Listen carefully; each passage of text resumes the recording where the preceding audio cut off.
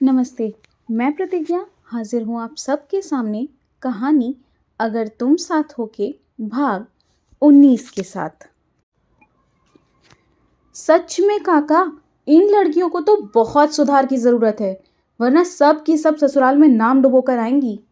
आकाश झट से धानी के पिता की हाँ में हाँ मिलाकर बोला। धानी का चेहरा उस तंज को सुनते ही उदास हो गया और वो बुझे मन से घर चली गई।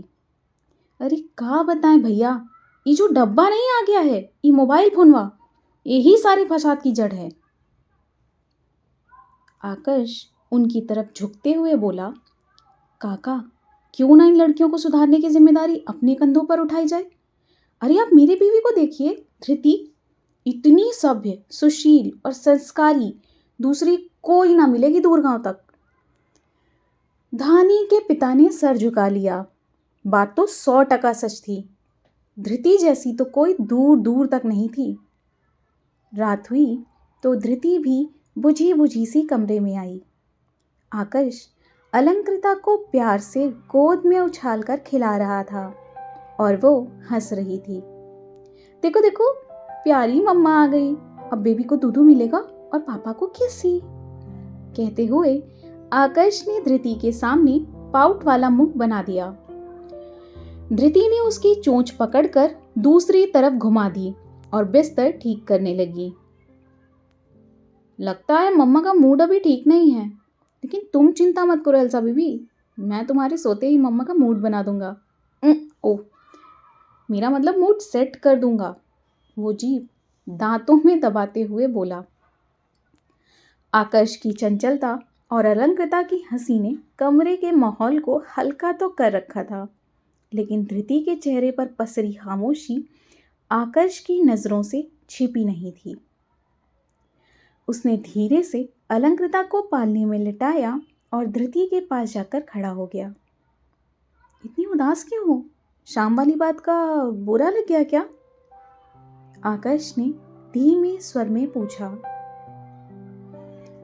धृति ने एक लंबी सांस ली और खिड़की की तरफ देखने लगी। सिर्फ उसके बाबा की बात नहीं आकाश, मैंने धानी की आंखों में वो डर देखा है जो कभी मेरी आंखों में हुआ करता था। ससुराल में नाक कटवाएगी, ये जुमला हमारे यहाँ लड़कियों को बचपन से ही परोस दिया जाता है, जैसे उनका अपना कोई अस्तित्व ही ना हो, बस दूसरे घर जाने की तैयारी भर हो। आकाश के दिमाग में शाम वाली बिजली अभी भी कौंध रही थी। उसने धृति के कंधे पर हाथ रखा और संजीदगी से बोला, धृति, उसके बाबा ने जो कहा वो गलत था, पर उनके गुस्से ने ना मुझे एक बहुत अच्छे प्लान की तरफ इशारा कर दिया है। और वो क्या है? धृति सवालिया निगाहों से आकाश को देखने लगी।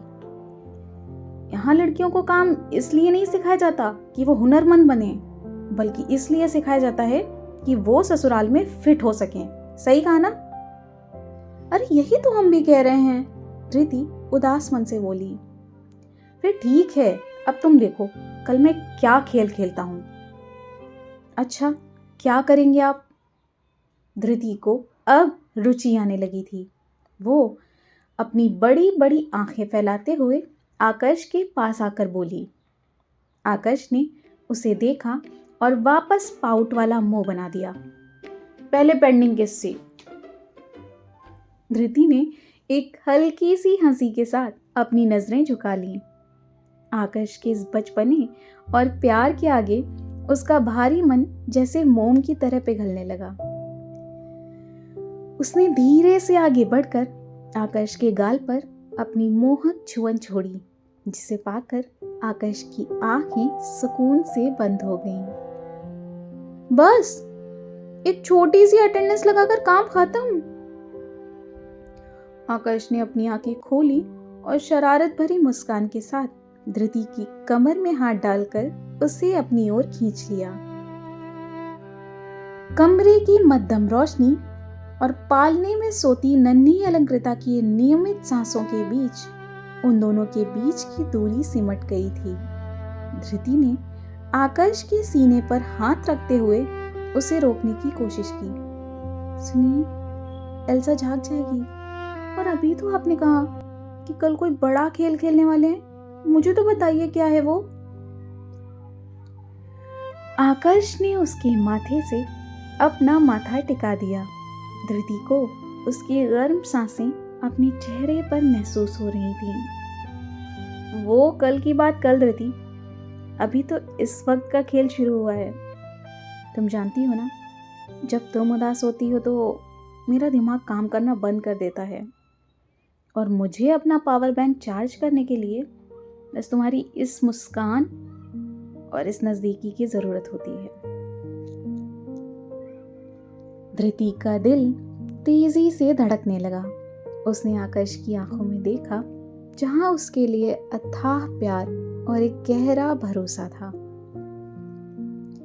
आकाश ने बहुत नज़ाकत से धृति के चेहरे पर आ रही बालों की एक लट को कान के पीछे खिसकाया और उसके कान के पास झुककर फुसफुसाया, धानी की उदासी हम कल दूर कर देंगे, पर आज तुम्हारी इस खामोशी को मुझे अपने तरीके से तोड़ना है।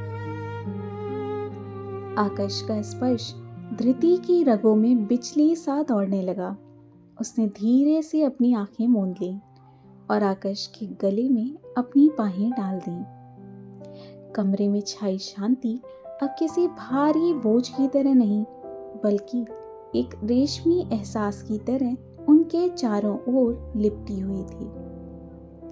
आकाश की बाहों का घेरा जैसे ही धृति के गिर्द के कसा, उसके मन का सारा बोझ और शाम की वो सारी कड़वाहट धुएं की तरह उड़ गई।